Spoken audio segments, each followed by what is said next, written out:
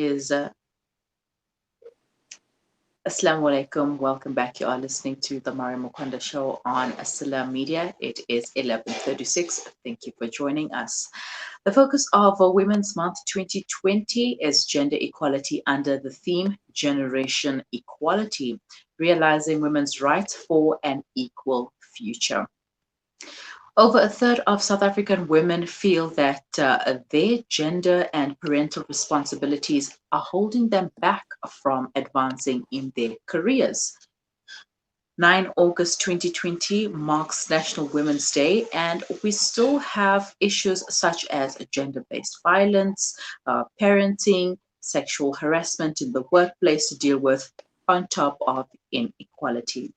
Joining me right now is feminist author and journalist Aisha Dadi Patel to discuss this in detail. Assalamu alaikum, Aisha. Shukran for joining me. Walaikum salam, Maryam. It's great to be back with you. Alhamdulillah, always a pleasure.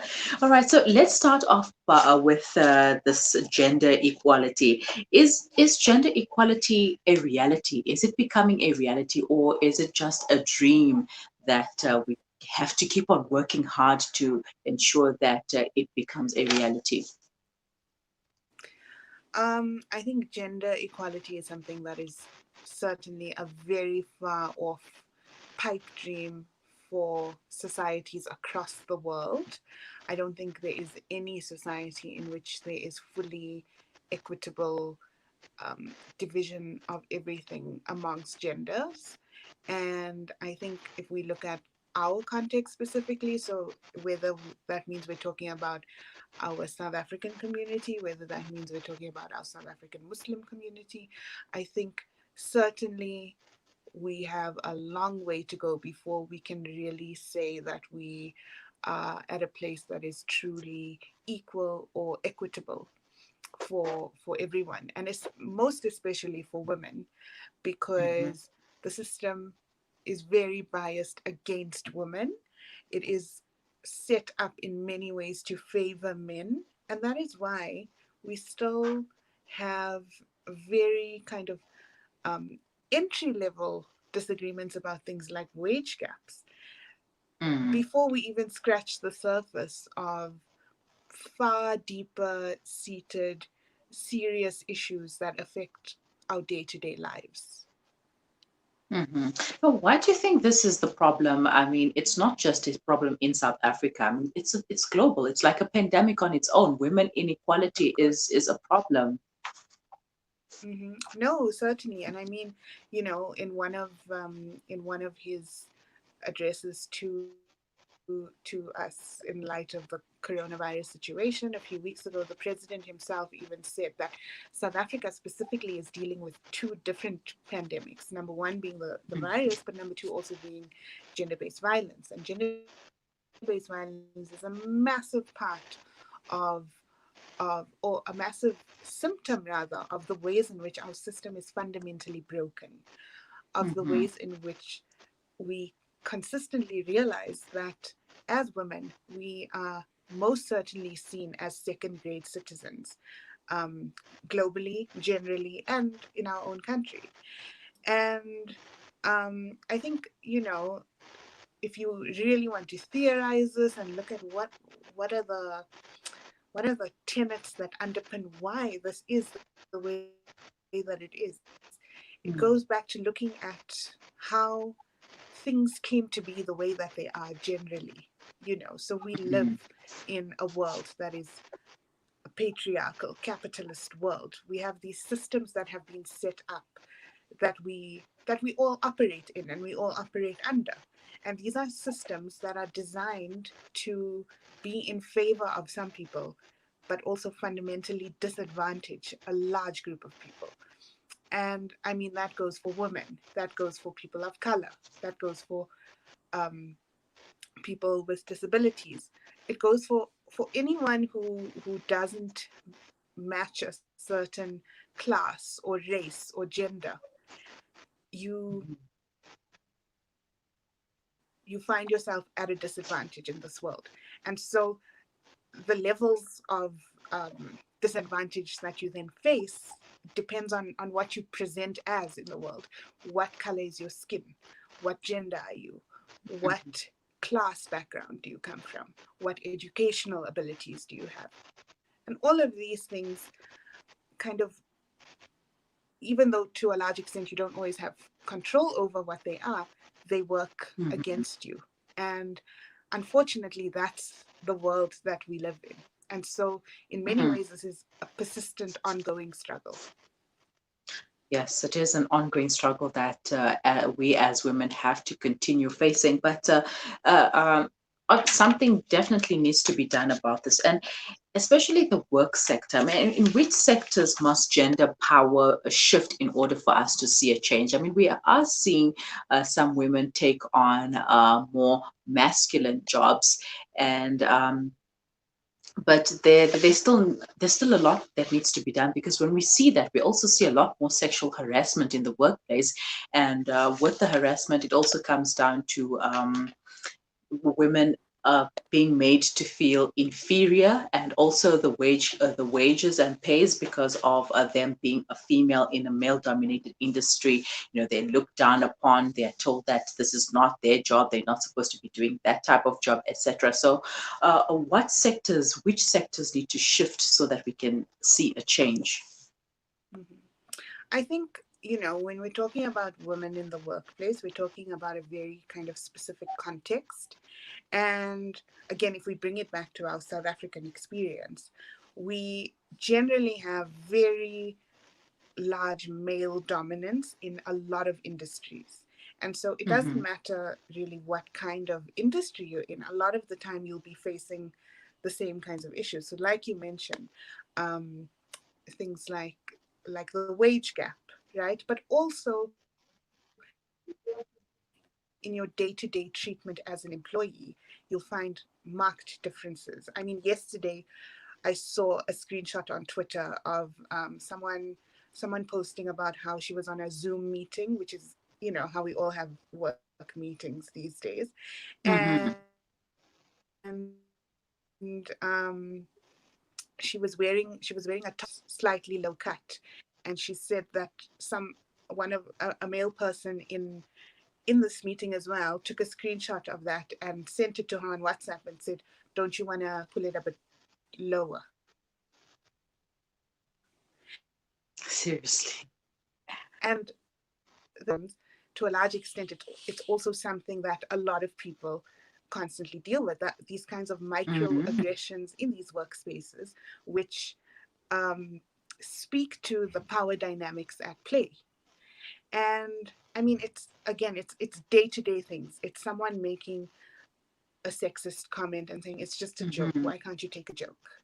It's someone undermining you in a meeting and saying that's not really a good idea, this would be a better idea, or trying to take credit for an idea that you had. Mm-hmm. Looking more specifically at industries, I have friends who are in spaces that, like you say, are traditionally male dominated. So engineering spaces, mining spaces, and the struggles that they have to be taken seriously as an equal in these spaces is astronomical.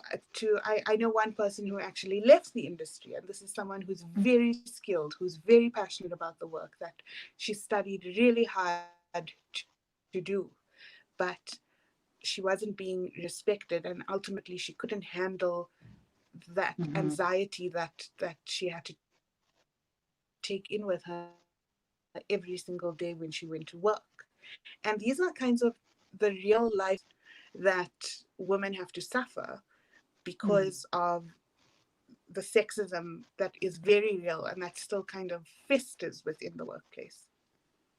I mean, and even if you look at jobs that are meant for women, like reception and administration, they still have to deal with the sexual harassment that comes from male clients, male colleagues, male bosses, etc. So that at the end of the day, it's not doing any justice to say, okay, she's in a male dominated industry, because even in female dominated industries, there are those situations and challenges that women have to face. And I Um, think it's also kind of a problem in itself, that we look at roles like secretaries and teachers and people who do administrative work as female roles, and we Mm-hmm. we kind of would scoff at like a male stepping into those roles and wonder, okay, why are you doing a woman's job?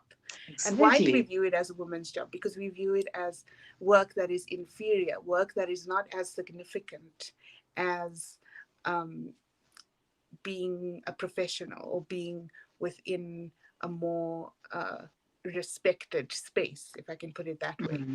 And so, even in our thinking of what women and men's jobs should be designated as, we still have a long way to go. Definitely.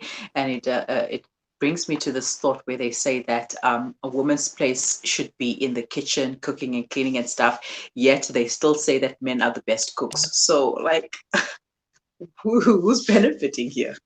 Who can win? All right. So activist Pili Lentuli said that South Africa remains a deeply gendered society where women's bodies and beings are othered, and men continue to enjoy privileges as the dominant gender. What's your take on that quote? I think that's something that's absolutely true. Speaking generally, as we have been about the situation that we deal with every day as women in this country, we already know there are a lot of issues that when it comes to um, lack of gender equality and lack of gender equity within our country. But more specifically, we've seen the extremely high and really troubling rates of female genocide, which we term as femicide in our country, because of the Mhm. really high rates of women who are often murdered by people that they know. It's really jarring to know that we have to constantly have these protests and these movements where we're calling out the fact that this thing kind of still happens. Um, I mean, I think the story of Uyinene, who was murdered at the post office after she was sexually assaulted as well, is something that is still so fresh in our minds. It's something that, unfortunately, we still kind of. I know so many people who think about the post office and they still kind of like have a fear in them because that's the first thing that they associate with the post office. And I mean, unfortunately, that's a reality that we deal with in South Africa. So many people I know, and I'm sure we can attest to this as well, will talk about how we don't feel safe to walk in the street because we don't know who's watching. We don't know what kind of risk is posed to us when we do that. We know that's not something safe to do. And that isn't the reality in a lot of other countries. And we know that the rates of rape and of gender-based violence and of really awful kind of very violent sexual assault is really really high. And the thing is, our statistics give us only a glimpse into the reality of how high that actually is, because so much Mhm. of the time these kinds of acts go unreported, or they're not taken seriously by the police, or because it's perpetrated by a partner, it's not seen as a criminal act. And so I completely agree with that quote. I think that is 100% the very sad reality that we live in. Another sad reality is the Muslim communities and how the gender-based violence is also there, goes unreported. It becomes an issue which is swept under the carpet because of what people will say. And although there are women who are taking their powers back, who are speaking up, standing up for other women as well, and just trying to do something different and take their power back. But we still have to deal with those women who support the patriarchal system, those women who are Mm, all about, well, that is your husband, and what did you do as a woman? And you're supposed to stay there, go back to your home, and women are not supposed to do this, women are supposed to do that. We have a bigger challenge now on our plate because we are dealing with women who are supposed to be on our side, yet they are on the side of the perpetrators. What do we do then? I think, what we have to realize is that these kinds of views and perspectives come from cultural norms. And so they're things Mhm. that we've been taught from the time we're very young, from as early as we can understand. We're taught these conventions of what women should do, what women should be like. And what happens is there isn't always a clear line drawn between what is culture and what is religion. And so we grow up thinking, okay, this is automatically right. And so we can't always differentiate and say, I don't think that's quite right. I think that's more just a cultural inflection or something that is coming in.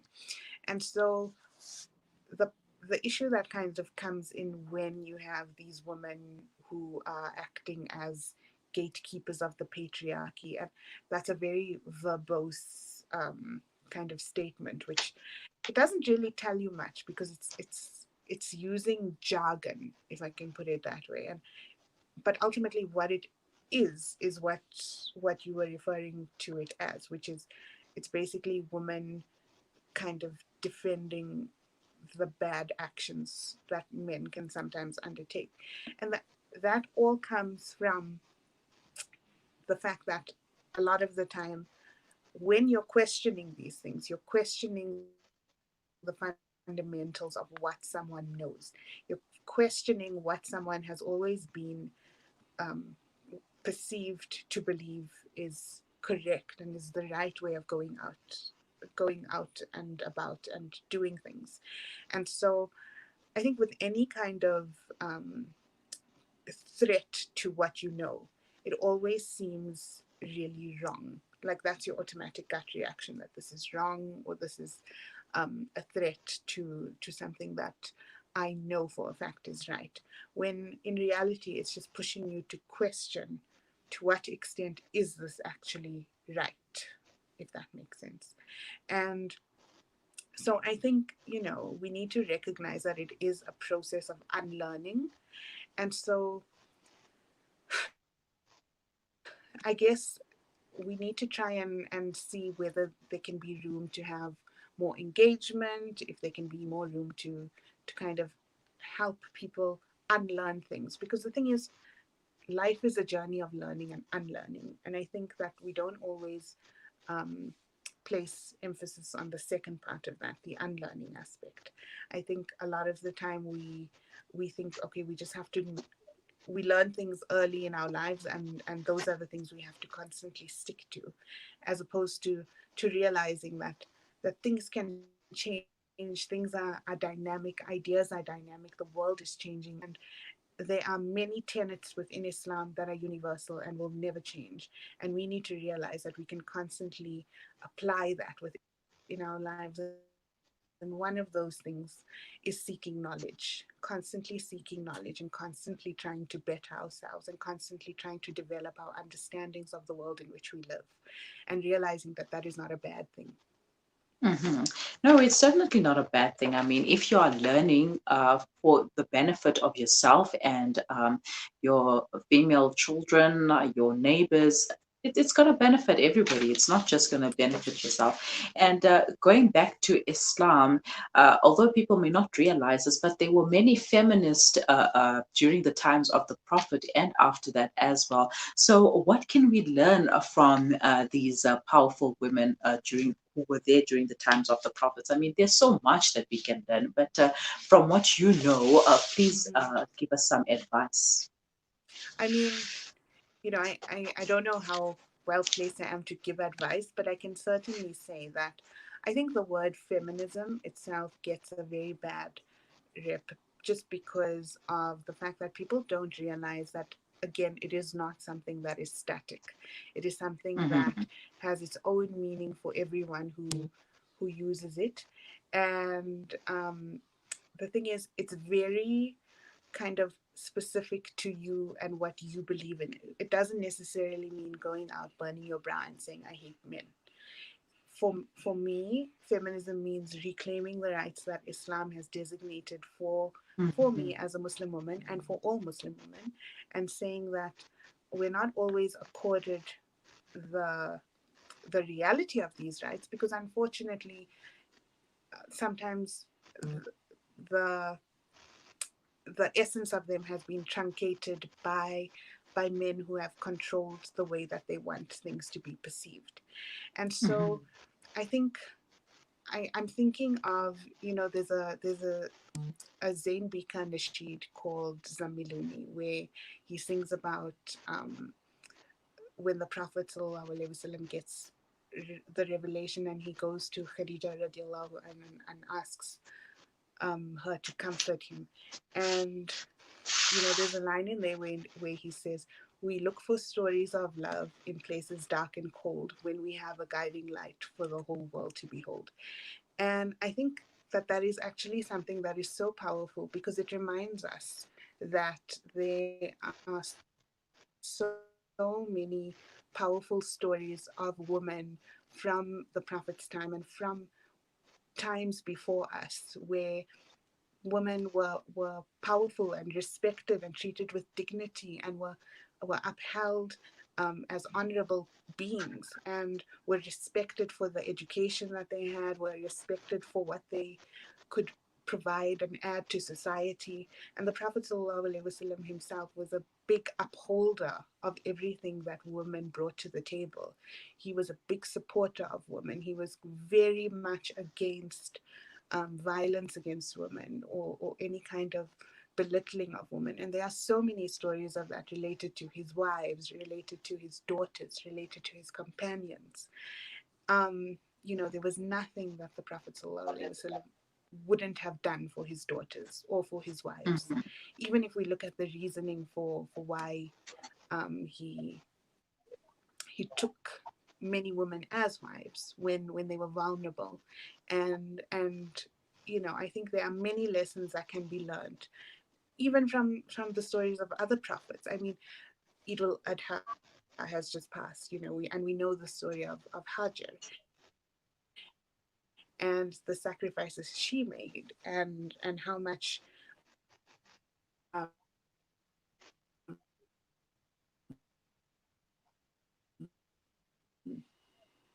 much conviction she had as well. And there are so many stories like this of women who came before us, who upheld these very traditions.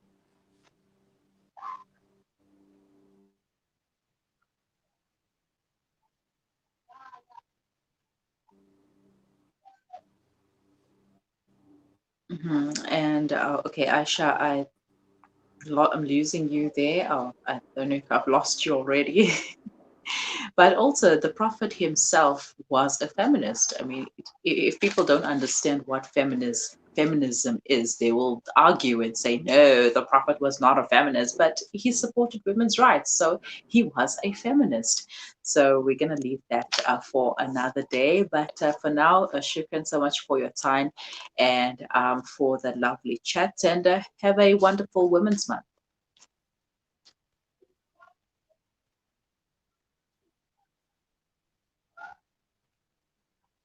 That was Aisha Dadi Patel, a journalist as well as an author, talking about, well, we were discussing this, the theme for this year's Women's Month 2020, realizing women's rights for an equal future. If you have any comments, questions, queries, or suggestions, please leave them in the comment section below, or you can send them to our WhatsApp. The number is 061 766 0355. Do stay with us. We will be right back.